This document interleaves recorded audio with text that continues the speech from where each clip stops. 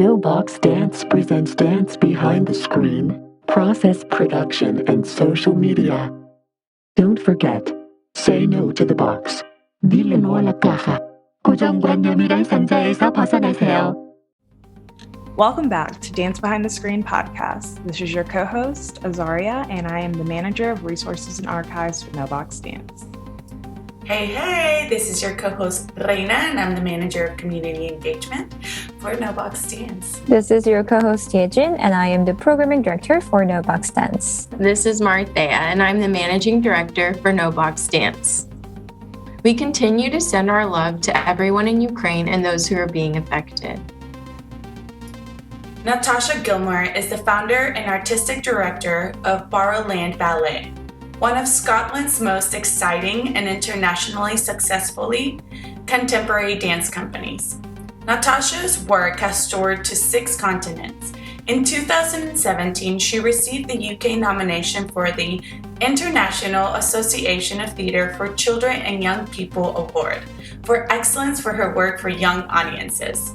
In 2016, Natasha established an intergenerational performance company, Wolfpack, which won the Most Innovative Project at the 2019 Generations Working Together National Awards. Their award-winning film, Wolf, has been screened across the world, including Aesthetica Short Film Festival, Screen Dance Scotland, Sanssouci Dance Festival, In Shadow Festival, and our own kNOWBOX Dance Film Festival, where she received a BFF Attention Grabber USA Audience Voted Award. Woohoo! Today I'll be talking with Natasha about what inspired the film Wolf, intergenerational creativity, the collaboration process, and more. So stay tuned. Welcome, Natasha. We are so excited to have you here with our guest today. And we're here to talk about your film, Wolf. So what inspired you to create Wolf?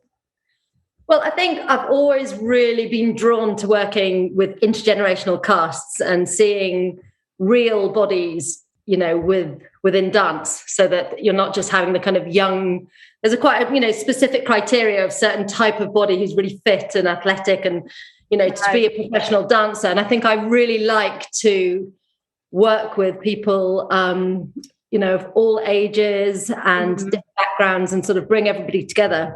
I don't know if it's because I'm from a really big family, but it just feels natural to me, this kind of exchange amongst different ages.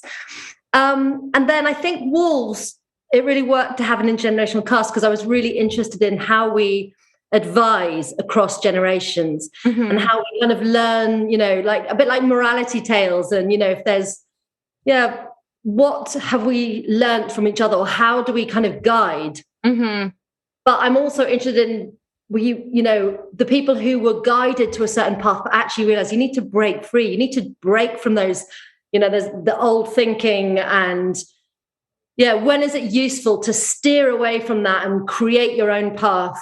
And when is it useful to be guided? And those kind of contradictions, really. And I think I also really like to work with breaking some of the stereotypes of older dance and working in that way. So what sparked the idea of Wolf? It's really takes morality tales as the starting point. Morality tales, fairy tales, and just how we feel a sense of pressure from the older generation, which is a pressure, but can also be a positive guidance. Sometimes, you get really useful advice, but sometimes you get terrible advice. Let's be honest. It doesn't mean that every older person who's had experience, is actually going to guide you in the right way. So it's those kinds of things, those kinds of contradictions and tensions and the norms, when the norms aren't always serving you, if you grew up, gay in a certain culture, that would be challenging for you, for example. So that's what I mean by sometimes you just need to carve your own path and not be scared to necessarily, break free from some of the traditions. I think one of the biggest parts in your films that the first moment as a child comes out is one of the most powerful moments, and it kind of keeps building and building, and you see different types of people, different generations kind of coming in together.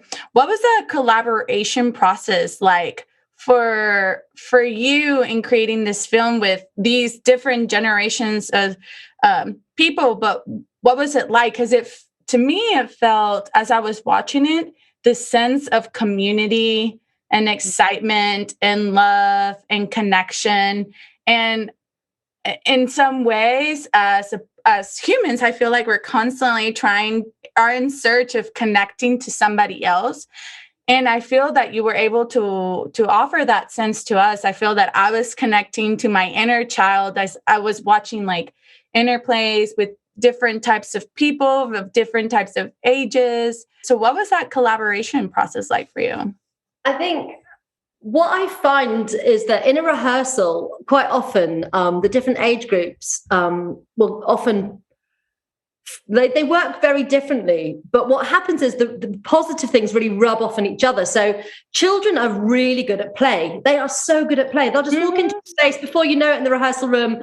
The chairs have turned into something, and there's some amazing spontaneous game has developed while all the adults sit around the side just having a chat kind of thing. Yeah. But for example, the much older dancers are very focused and they really want to do well, and they'll write notes from rehearsal and take it very seriously. So their sort of serious focus is a really positive influence on the young ones, and the playfulness of the young ones, the kind of little bit more abandoned freedom and not worrying too much kind of attitude that comes through from the children quite often is a really useful tool, for those adults who are a bit more self-conscious, for example. So I feel like there's a really, they influence each other in very positive ways, and that makes the process richer and more successful, really.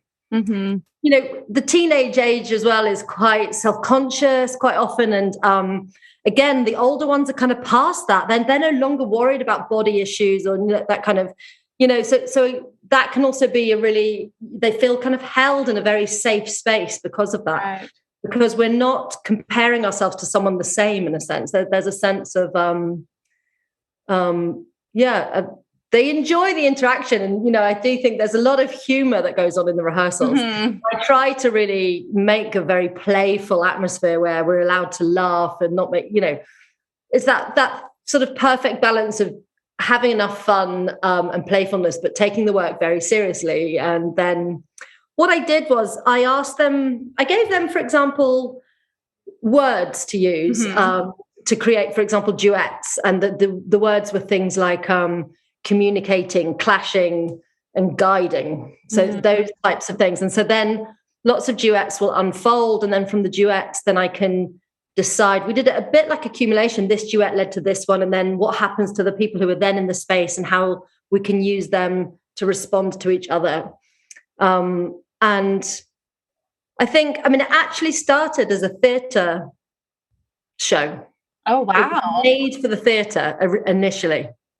Wow. Can you talk a little bit about what that process of thinking about it, being exposed in one space and then shifting it into what it's now? So I think the film really benefited from the fact that it had been a live show, because it was so well rehearsed. You've got to be so rehearsed to do a live event in the way that film with editing and retakes, that there's a little bit more flexibility in some ways. But I think we really benefited from the fact that they had, they had it so well rehearsed, a lot of the sections.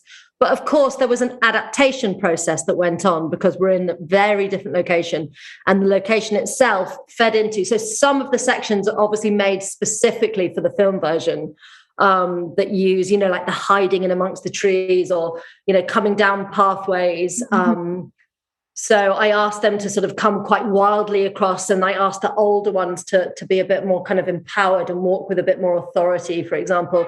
So we only did that live really on location, and we sort of rehearsed there just during the filming process really. And we sort of did it in half term. So like the kids were off school and just trying to make a schedule that would work with everybody, because you've got a job, you have an opposite rehearsal schedule to somebody at school, etc. So, and also it was October and in Scotland, which is not the warmest. But in the original version, we had set it very much in autumn, like the apples and the colour scheme. There's lots about it that's autumnal. So I really wanted to use the beautiful autumnal leaves and for that all to tie in. So it seemed like choosing that woodland area where the autumn, the colours are just so, specific to that time. So because it's autumn, it's a bit cold and it rains sometimes. So a large cast of people and older women and young, so we did have to have there was a sort of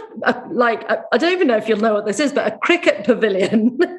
Okay. Like a wee sort of house next to a cricket field where we just hired it for the week so that we could have like a cup of tea and somewhere dry and, somewhere to do a little warm up and okay. Go back to if you're not filming, and it was sort of near enough to the location, basically.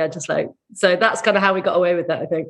I want to take it back a little bit to whenever we were talking about this idea of safe space. What was important about it that you were like, I want to make sure that I create a safe space where all of these different types of people can see themselves as each other or find ways to work with each other? I suppose one of the ways that I work is you've got to make the right choice of things like vocabulary, because you don't want to talk down to the adults, but on the other hand, you want to keep things, certain vocabulary that's appropriate for a child and the way you might deliver it. So I quite often will find maybe a more complex way to say it and then immediately say it in slightly simpler language, so I'm explaining tasks or asking for things so that I don't talk down to the children either. So it's that way of, dealing with respect, I think. Really, it's just about developing respect, but within a kind of relaxed, playful atmosphere. So we'll do things like quite playful warm-ups. And the only real instruction I give them is like, okay, work with somebody who's not of your age. So every time I set up an improvisation, they have to find a partner who's not the same age as them.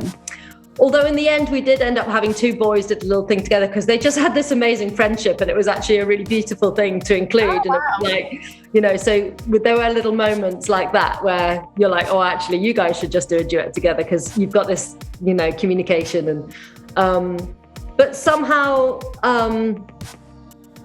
it becomes, a bit like the atmosphere of a family party or something where everyone's looking out for each other. What was like the process of creating films after Wolf for you, after that experience? Well, most recently I've been making films within schools, so with children. So the most recent film that I've just finished is made in a region of Glasgow where the children are from...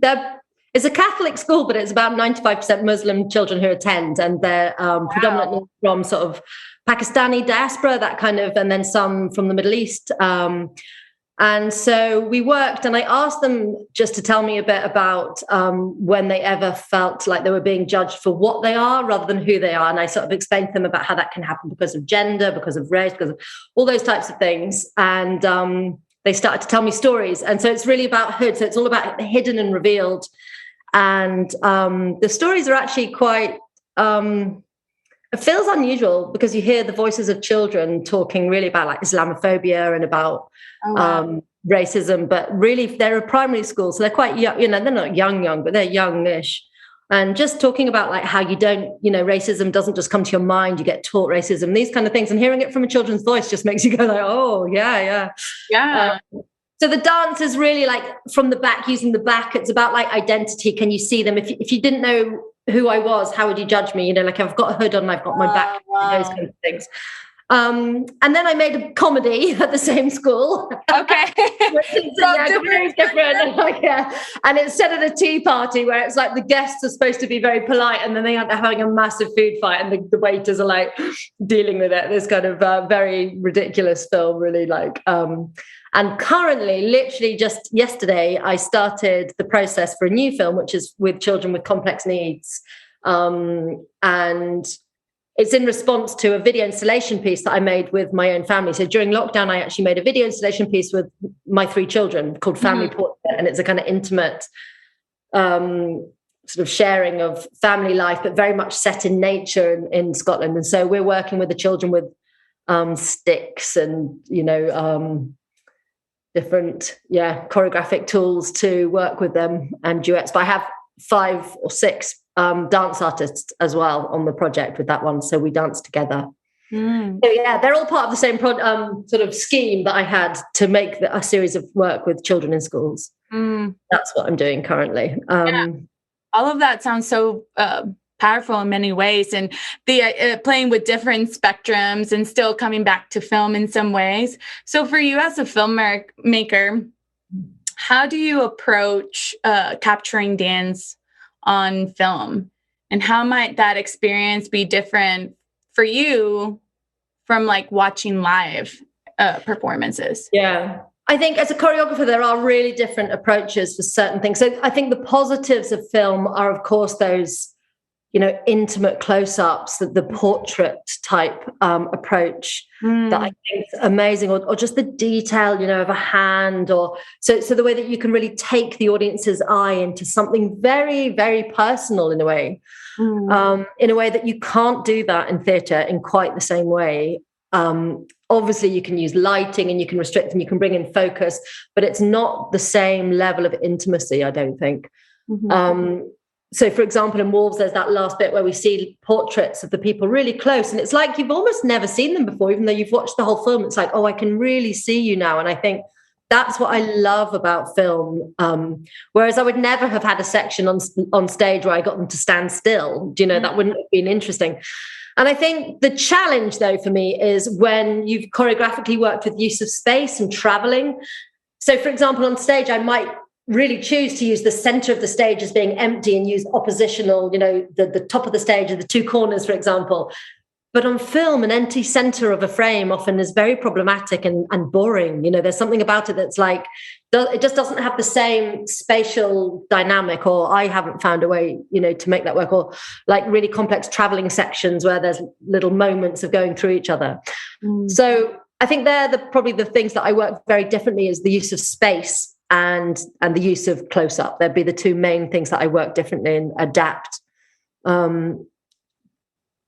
I think being close, for example, you get the sense of dynamic, the movement, how you can see fast and those kinds of things, which is brilliant. But you lose, I think, choreographically on the stage, we use sort of, form in a different way, like the form of the choreography differently. What is advice that you have for those who who want to work on that, but maybe feel self-conscious of like working with young and older cast members together? What is an advice that you have for them?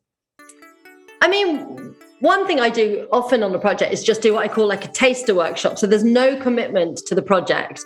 And it's just a way for us to come into a room together and see if it's a fit. Do you like doing it? I'm not, it's not an audition. I don't ever actually, some artists who work in that way, they like to do more of a kind of selection process or a kind of, but for me, I actually do an open door kind of policy. I just do people who are interested. And then, like I said, we do this taster workshop. So then for a few of them, they're like, that's just not quite a good fit for me. Whereas other people are like, oh yeah, I actually really enjoyed that. I also worked once with a youth group, and then we asked them, do you mind trying this thing where we're going to bring in some older ladies and, do a piece together? And so then they agreed to it that way. And, kind of, it was their regular slot and these other ladies came into it. And I think that worked quite well as well, because it was kind of their territory first, or, that kind of thing. Right. I think it helps a lot, to go to people's natural space first. So sometimes if I'm doing a piece and I'm looking for older participants, if they've got like, a local club they go to, it might be, within a village hall, but like they have a sort of, we meet every Tuesday lunchtime and we have, there's quite often those kinds of things, or, sometimes they're cultural groups like the Irish group or Shanti, but here we've got like one, the Hindu community, whatever, those kind of things. Then I'll go to their regular thing and chat to them. And then I'll bring, some dance artists and we'll do something within their territory, within their regular space, and then build the rapport that way and build the confidence. For people who have never done a kind of cultural project before, like performances or choreography, they are more, hesitant to do things like improvisation. You do really have to build confidence in that way. So it's also knowing what the expectation, how much you can expect of them to really be, you know, a collaborative partner in that way. Because I like to work where we do improvisation. I give them tasks, I give them, you know, choreographic tasks and theatrical tasks, I suppose, in a way as well. When I say, oh, can you do it like this and do this, you know, then you do need to build that confidence. They won't want, you can't sort of, for me, in my experience anyway, I find like I can't just throw in an improvisation right at the beginning. You'd have to build into it. And allow, sort of give a bit more at the beginning, like keep the tasks very structured, so that they know that they're not going to be doing it wrong, kind of thing. Okay, I get you. Yeah. So one thing that I hear really big is like getting to know them outside of the rehearsal space, so you can bring some of those ideas in and just kind of find some relationships there. That's really cool. So as we head to our final part of the podcast, we're heading to our Flashport, where we ask all of our guests to answer 4 questions in a flash. Oh no! Flashport. I think I'm terrible at these. Let's try. Go for it. Okay. So if you had to recommend a resource to our audience, what would it be? It can be a book, a podcast, someone to follow, website, blog, YouTube. For filmmaking or for... It can be for anything. This is going to sound a bit cheesy, but for me, what I find useful is going for walks on my own, ideally in nature or at least a park. And I feel for me, creating space and time for myself is one of the most useful things to find a creative process or have the time to process things in order to sort of move forward with a project. Love that. Self-care. Yes. What was the first dance that you saw? The ballet, definitely the ballet. Do you think social media has a positive influence on the dance world? Yes or no? Probably. I think it probably does. Can be useful to sort of spread the word of dance, but can also be, it doesn't necessarily make people understand more about it as an art form. I'm with you on that one for sure. And finally, what is your favorite social media platform? Mine's Twitter. Twitter? Yeah. Okay. Yeah. Well, Natasha, thank you so much for coming in today. We're so excited that you were able to come and talk a little bit about WOOF. Tell us a little bit about who you are, the films that you're working, the works that you're doing, and just to give us a little insight of who you are. The kNOWBOX Dance Film Festival, NBFF, is now accepting submissions for its 4th year as an independent film festival. NBFF seeks dance-related films that challenge the possibilities of what dance can look like in video form. NBFF has 3 categories for submissions. Some are short series, general, and documentaries. For more information and how to apply, visit filmfreeway.com/kNOWBOX Dance Film Festival. kNOWBOX Dance Film Festival. Visit our website, knowboxdance.com, or DM us on social media. Thanks for taking your time to tune into Dance Behind the Screen, a bi-monthly interview series where we go behind the screen to question process, product, and social media. Be sure to follow us on social media at kNOWBOX Dance. See you next time, and don't forget to say no to the box.